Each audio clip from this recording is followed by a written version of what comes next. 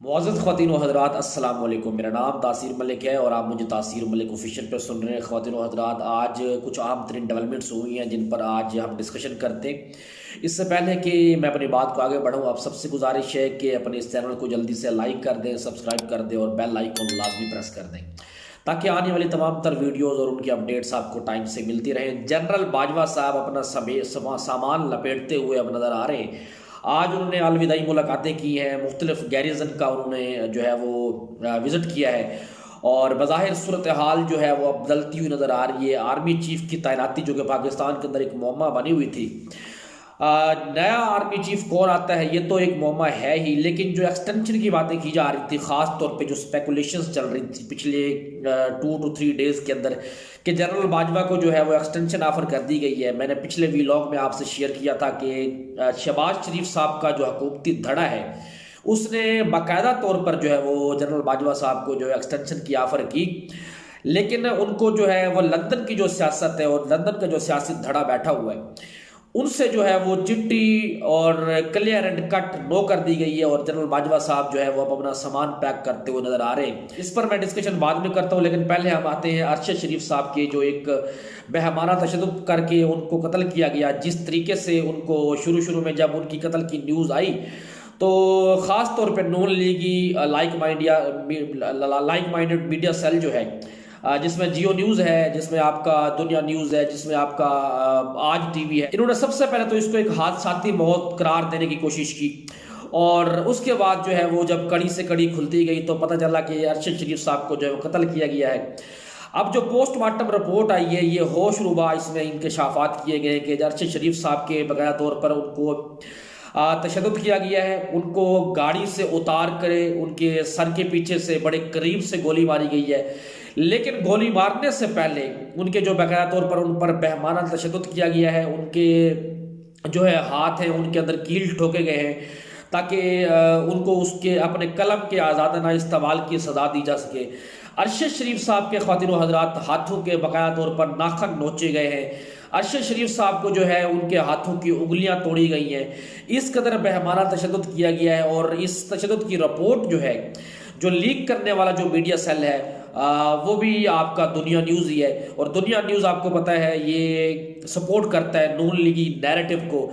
और जिस सहाफ़ी ने ये खबर ब्रेक की है वो है जनाब कामरान शाहिद साहब। कामरान शाहिद साहब के हवाले से ये खबर ब्रेक करना मेरे लिए थोड़ी सी बड़ी अजीब सी है, क्योंकि कामरान शाहिद साहब तो एस्टैब्लिशमेंट के एक टाउट समझे जाते हैं। कामरान शाहिद साहब एस्टैब्लिशमेंट के बड़े बड़े करीब समझे जाते थे।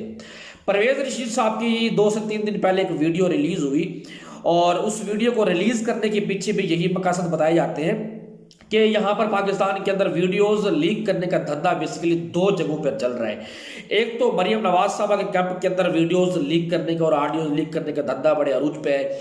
दूसरे हमारे जो मुख्तदर हल्के जो ताकत में बैठे हुए एस्टैब्लिशमेंट के लोग हैं, चूंकि इनको पास पूरी फैसिलिटीज होती हैं और ये किसी भी बंदे की ऑडियोज और वीडियोज रिकॉर्ड कर सकते हैं, तो यहाँ पे था।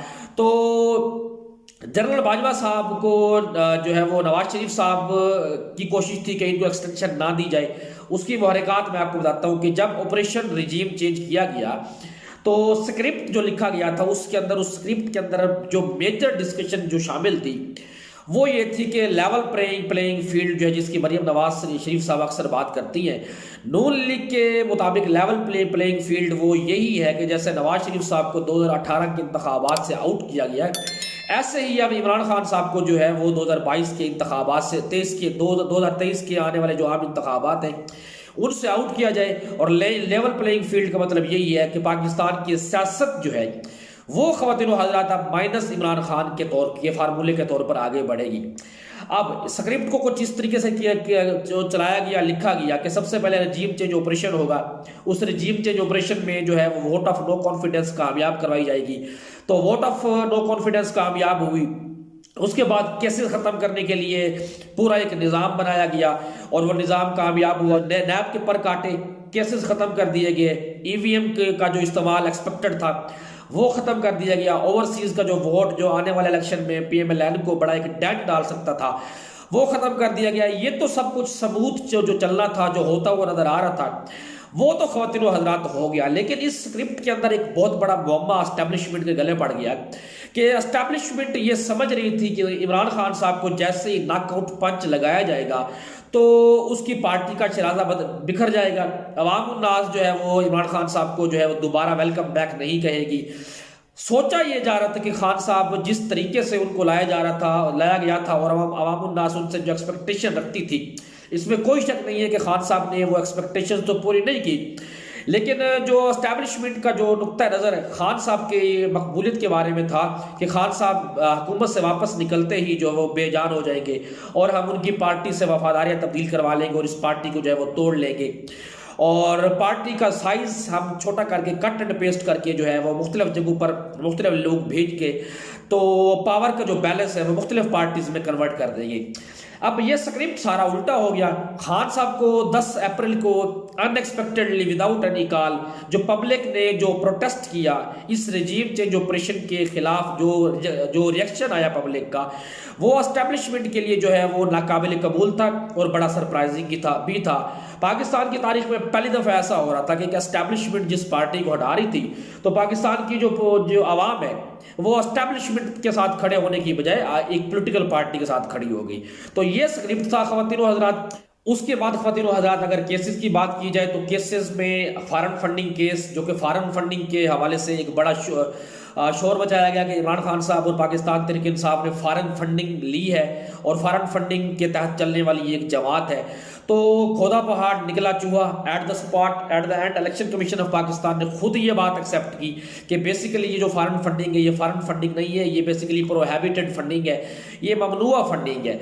और इलेक्शन कमीशन ऑफ पाकिस्तान की ये जो पाकिस्तान तहरीक इंसाफ के अगेंस्ट ये जो केस लॉन्च किया गया इसकी बेसिक्स इतनी कमजोर थी कि इलेक्शन कमीशन ऑफ पाकिस्तान को पता था कि किसी भी ये लीगल फोरम के ऊपर जाकर किसी भी हायर जुडिशियल कोर्ट के अंदर जाकर ये जो है फैसला ये फारिग हो जाएगा।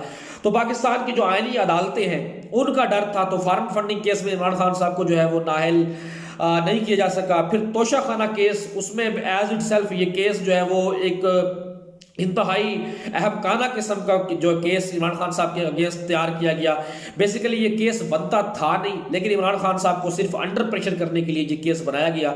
खान साहब ने ख़वातीन हज़रात किसी भी प्रेशर में आए बगैर अपनी फार्म को कंटिन्यू रखा और चौके और छक्के लगाते रहे, अवाम उन्नास को एंगेज करते रहे। करीब 60 के करीब उन्होंने जलसे किए। तो स्क्रिप्ट इस वक्त उल्टा पड़ गया है। इमरान खान साहब जो है वो गले पड़ गए। उन्होंने कहा था कि मैं अगर रोड पर निकल आया और सड़कों पर निकल आया तो मैं आप लोगों के लिए ज़्यादा खतरनाक हो जाऊंगा। जनरल बाजवा के साथ और एस्टैब्लिशमेंट के साथ जो नवाज शरीफ एंड कंपनी की जो डील हुई थी वो ये थी कि माइनस इमरान खान के अलावा और कोई जो है वो फार्मूला काबिल कबूल नहीं है।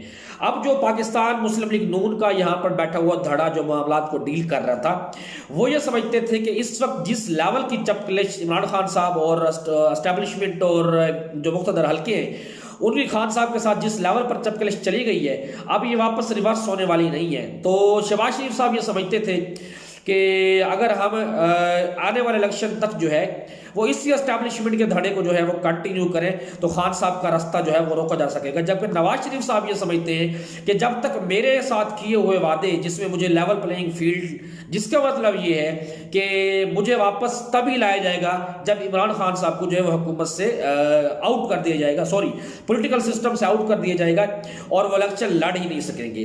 तो नवाज शरीफ साहब इस वक्त डटे हुए हैं। तो नवाज शरीफ साहब ने अब इस फैसले को मुस्तरद कर दिया है, इस तमाम तरह इम्कानात को इनको मुस्तरद कर दिया है कि जनरल बाजवा को जो है वो किसी भी किस्म की एक्सटेंशन दी जाए।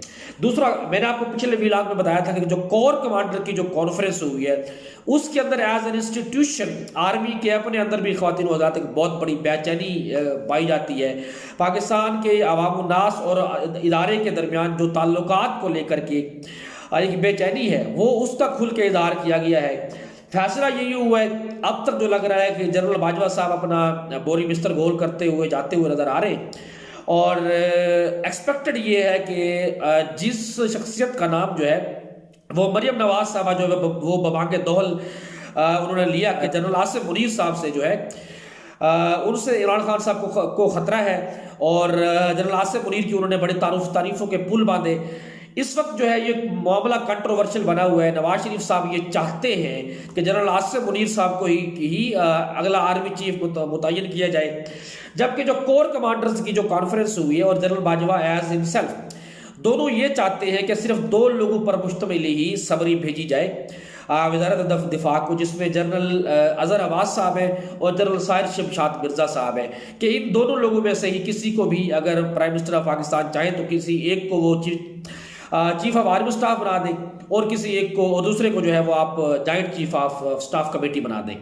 तो ये ख़वातीन हज़रात अब तक की ये डेवलपमेंट्स हैं। तो मैच ख़वातीन हज़रात बड़ा इंतहाई दिलचस्प मरहले में दाखिल हो गया है। इस मैच के अंदर एक ट्विस्ट आपको जनरेट होता हुआ नजर आ रहा है और ये ट्विस्ट इस वक्त जो है वो एस्टैब्लिशमेंट और आपकी मौजूदा जो इम्पोर्टेंट सरकार है इसके दरमियान होता हुआ नजर आ रहा है। एस्टैब्लिशमेंट ये चाहती है कि हम जो इस तकर्री का फैसला है, जनरल बाजवा साहब कहते हैं कि मैं किसी ऐसे शख्स को देकर जाऊं जिसको मेरी आशीर्वाद हासिल हो और वो मेरी ही पॉलिसीज को कंटिन्यू करे, जबकि नवाज शरीफ साहब चाहते हैं कि जनरल बाजवा का जो है जानशीन है उसको नहीं आना चाहिए, क्योंकि जनरल बाजवा साहब के साथ नवाज शरीफ साहब की माजी में चपकलिश रही है और फिर वो ये समझते हैं कि इमरान खान साहब जैसे बंदे के साथ जो 1 पेज वाला एक पेज था वो भी फट गया, तो जनरल बाजवा जो है वो किसी भी लम्हे कुछ भी अनएक्सपेक्टेड कोई भी काम कर सकते हैं। तो रादर दैन कि इनको को एक्सटेंशन दी जाए, क्यों ना एक नए अपने मन मर्जी के बंदे को अपनाया जाए और फिर मामलात जो है वो ठीक किए जाए।